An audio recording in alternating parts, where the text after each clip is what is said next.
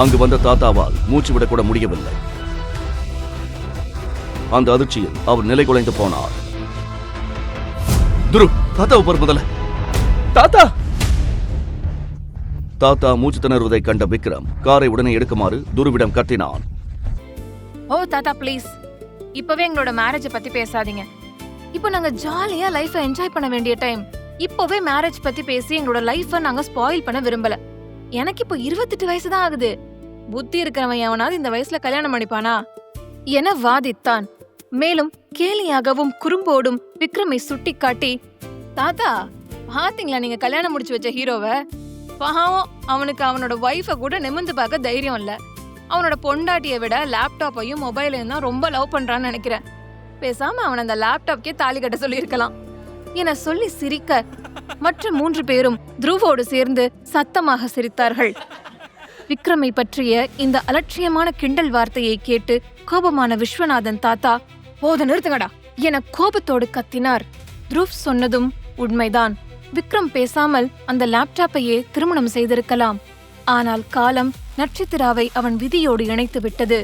தான் தாலி கட்டியது பிரியங்காவுக்கு இல்லை, நட்சத்திராவுக்கு என விக்ரமுக்கு தெரிய வரும்போது என்ன நடக்கும்? தாத்தா துருவை அதட்டிய அந்த சத்தம் அங்கிருந்தவர்களின் கவனத்தை ஈர்த்தது. உங்க உளறல நிறுத்துங்கடா. நீங்களா எப்படிப்பட்டவங்கன்னு எனக்கு ரொம்ப நல்லாவே தெரியும். நீங்க அவனை கிண்டல் பண்றீங்களா என கண்டிப்பான குரலில் கூறினார். நிலைமை கைமீறுவதை உணர்ந்து கொண்ட சங்கர், துருவ் தாத்தா கிட்ட சண்டை போடாத. தேவையில்லாம ஆர்குமெண்ட் பண்றதை விட்டுட்டு இப்போவாது நம்ம என்ஜாய் பண்றதுக்கு பெர்மிஷன் கிடைச்சதை நினைச்சு சந்தோஷப்படு. அவர் மறுபடியும் நம்ம கிட்ட எதுவும் பண்ணக்கூடாதுன்னு சொல்றதுக்கு முன்னாடி நாம இங்கிருந்து கிளம்புறதுதான் நல்லது என துருவை சமாதானம் செய்தான். அப்போது விஷால் தன் தாத்தாவின் கோபத்தை புரிந்து கொண்டு மெதுவாக, சாரி தாத்தா, என் செல்ல தாத்தா இல்ல, இந்த கல்யாணத்துல எங்களுக்கு எந்த ஒரு சந்தோஷமும் இல்ல.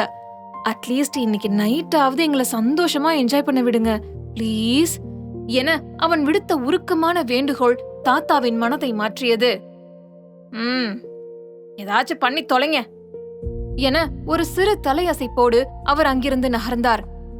அதுவே அவர்களுக்கு கிடைத்த சம்மதமாக அவர்கள் நினைத்து கொண்டார்கள். தாத்தா அங்கிருந்து சென்றதும் துருவ் கோபத்தில் தன்னுடைய விரக்தியை வெளிப்படுத்தினான். என்னடா அது, இதெல்லாம் ஒரு கல்யாணமா? ஒரு ட்ரம்ஸ் இல்ல, ஒரு ஆட்டம் பாட்டம் இல்ல, ஒரு ட்ரிங்க்ஸ் பாட்டில் கூட இல்ல. விக்ரமுக்கு இப்படி ஒரு மேரேஜ் நடக்கும்னு நான் நினைச்சு கூட பார்க்கல. இந்த சிட்டிலேயே இவன் தான் ரொம்ப ரிச் அண்ட் ஹேண்ட்சம். ஆனா அவனோட கல்யாணம் இவ்ளோ போரிங்காவா இருக்கணும் என சலித்து கொண்டான். அப்போது ஆகாஷ் ஒரு முக்கியமான விஷயத்தை பற்றி பேச தொடங்கினான். சரி சரி, இப்போதைக்கு இத பத்தி பேசி எந்த பிரயோஜனமும் இல்ல. இப்போ மேரேஜ் முடிஞ்சிருச்சு, எல்லா சடங்கு சம்பிரதாயமும் முடிஞ்சிருச்சு. இப்ப நம்ம வீட்டுக்கு போய் நம்மளோட அண்ணிய வெல்கம் பண்ண எல்லா விஷயத்தையும் ஏற்பாடு பண்ண வேண்டாமா? நீங்க ஒரு விஷயத்த மறந்துட்டீங்களா? நம்ம வீட்ல அண்ணிய வரவேற்க பொண்ணுங்க யாருமே இல்ல, அதனால நம்ம பொறுப்பு தான் என்றான் ஆகாஷ். அதை கேட்ட விஷால் கவலையுடன், ஆமா, இனிமே நம்ம வீட்ல இருக்க போற ஒரே ஒரு பொண்ணுன்னா அது அண்ணி மட்டும்தான். அவங்க நம்ம கூட இருக்கும்போது அன்கம்ஃபர்டபுளா ஃபீல் பண்ணக்கூடாது. விக்ரம் அண்ணா எப்பவுமே அவனோட மொபைல்ல தான் மூழ்கி போயிருக்கான்.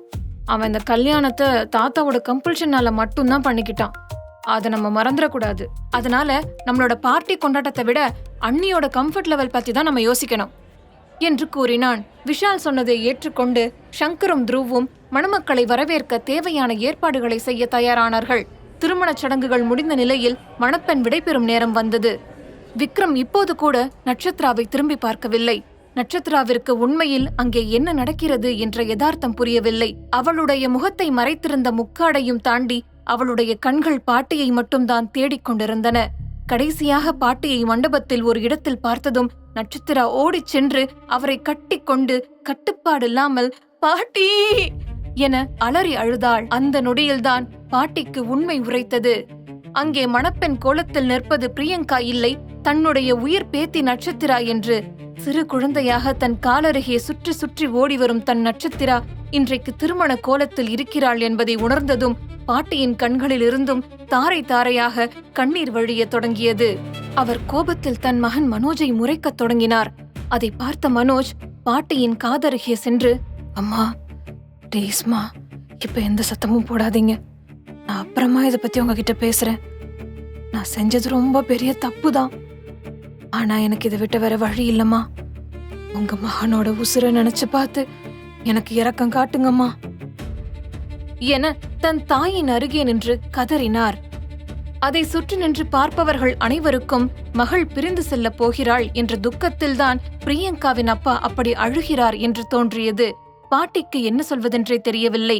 தன் மகனின் மீது கட்டுக்கடங்காத கோபம் இருந்தாலும் தன்னுடைய ஆருயிர் பேத்தி தன்னை விட்டு பிரிய போகிறாள் என்பதை தன்னால் ஏற்றுக்கொள்ள முடியவில்லை. நட்சத்திர அருகில் இல்லாத வாழ்க்கையை பாட்டியால் கற்பனை கூட செய்து பார்க்க முடியவில்லை. இருவரும் கட்டிப்பிடித்து அழுவதை பார்த்த விஸ்வநாதன் தாத்தாவுக்குள் பதற்றம் அதிகரித்தது. அவர்கள் இப்படியே அழுது கொண்டிருந்தால் அந்த பெரும் கூட்டத்திற்கு நடுவிலேயே தான் கல்யாணம் செய்தது பிரியங்காவை இல்லை, நட்சத்திராவைத்தான் என்பதை விக்ரம் கண்டுபிடித்து விடுவானோ என்று அவர் பயந்தார். இந்த உண்மை மட்டும் விக்ரமுக்கு தெரிஞ்சிச்சுன்னா அவனோட கோபத்திலிருந்து யாராலையுமே தப்பிக்க முடியாது. எப்படியாவது இங்கிருந்து வேகமா போயிடணும். இல்லாட்டி இவங்களே பொண்ணு மாறின விஷயத்த எல்லாருக்கும் காட்டி கொடுத்துருவாங்க. அது மட்டும் இல்லாம விக்ரம் கல்யாணம் பண்ணது பிரியங்காவை இல்லைன்னு அவனுக்கு தெரிஞ்சா அவன் எந்த காரணம் கொண்டு நட்சத்திராவை வீட்டுக்குள்ள நுழைய விட மாட்டான் என விஸ்வநாதன் தாத்தா மனதிற்குள் நினைத்தார். தன்னுடைய பேரனின் முரட்டுத்தனமான குணத்தை பற்றி மிக நன்றாக அறிந்திருந்த தாத்தா உடனடியாக மனோஜிற்கு சைகை காட்டினார். ஹே மனோஜ், நீ என்ன பண்ணிட்டு இருக்க? இப்படி அழுது ஆர்ப்பாட்டம் பண்ணி பொண்ணு மாறின விஷயத்தை இங்கேயே எல்லாருக்கும் வெளிச்சம் போட்டு காட்டணுமா? பேசாம உங்க அம்மாவை இங்கிருந்து கூட்டிட்டு போ. நான் என்னோட மருமகளை வீட்டுக்கு கூட்டிட்டு போறேன் என அதிகாரமாக கூற மனோஜும் தன் அம்மாவின் கையை பிடித்து அவரிடம் பேச முயன்றார். அதே நேரத்தில் பாட்டியும் நட்சத்திராவும் ஒருவரையொருவர் கட்டிக்கொண்டு தீர்க்க முடியாத துயரத்தில் கதறி அழுது கொண்டிருந்தார்கள். அதை பார்த்த சங்கரும் துருவும் ஒருவரின் முகத்தை ஒருவர் பார்த்து கொண்டார்கள். அங்கே நடக்கும் இந்த உணர்ச்சிகரமான போராட்டத்தை பார்த்து அவர்கள் குழம்பினார்கள். என்னடா அது? ஒருவேளை நம்ம விக்ரம் பத்தியும் அவனோட சுபாவத்தை பத்தியும் இவங்க எல்லாருக்கும் தெரிஞ்சிடுச்சோ? அதனாலதான் இந்த பாட்டி இப்படி கதறி கதறி அழறாங்களோ? ஒருவேளை இந்த பாட்டி அண்ணியை நம்ம வீட்டுக்கு அனுப்பி வைக்க மாட்டாங்களோ என்ற பயம் சங்கருக்குள் ஏற்பட அவன் துருவிடம் இதை கேட்டான். ஆனால் துருவ் அந்த பாட்டியின் நிலையை கண்டு பரிதாபம் கொண்டான். ஏ சங்கர், சும்மாருடா. அந்த பாட்டி இனிமே நம்ம அண்ணிக்கு மட்டும் பாட்டி இல்ல, நம்மளுக்கும் பாட்டி முறைதான், அதை மறந்துடாத என சொன்னான். நீ சொல்றதெல்லாம் சரிதான், ஆனா இங்க நடக்கிறதெல்லாம் பார்த்தா எனக்கு என்னவோ வித்தியாசமா இருக்குடா. இவங்க அழுகையையும் இங்க நடக்கிற டிராமாவையும் பார்த்தா உன்னை கடத்திட்டு போற மாதிரி ஏதோ ஒரு கிரைம் சீரீஸ் பார்த்த ஃபீல் வருதுடா என சங்கர் சொல்ல அதை கேட்ட துருவ் அவனை முறைத்தவாறு எச்சரித்தான். டேய், எப்ப பாரு கண்ட்ரோல் இல்லாம கிரைம் சீரீஸ் பார்த்துட்டே இருந்தா இப்படிதான் தோணும். தேவையில்லாம யோசிக்காது, பேசாம இரு.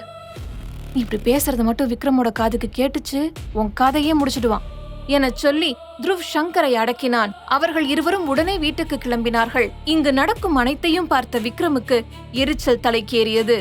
அதற்குள் விஸ்வநாதன் தாத்தா ஏற்கனவே மனோஜ் மூலம் பாட்டியை வீட்டிற்குள் அழைத்து செல்ல ஏற்பாடு செய்திருந்தார். விருந்தினர்கள் அனைவரும் விடைபெற்ற பிறகு நட்சத்திராவை நடக்க தொடங்குமாறு அவர் சைகை காட்டினார்.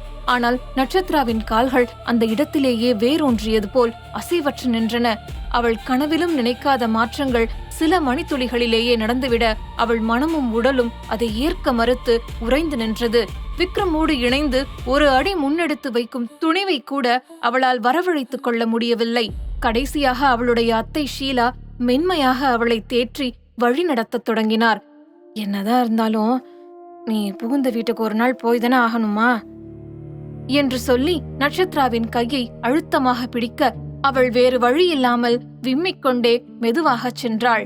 இதற்கிடையே விக்ரமுக்கு அவன் தாத்தாவிடமிருந்து ஒரு கண்டிப்பான ஆர்டர் வந்திருந்தது.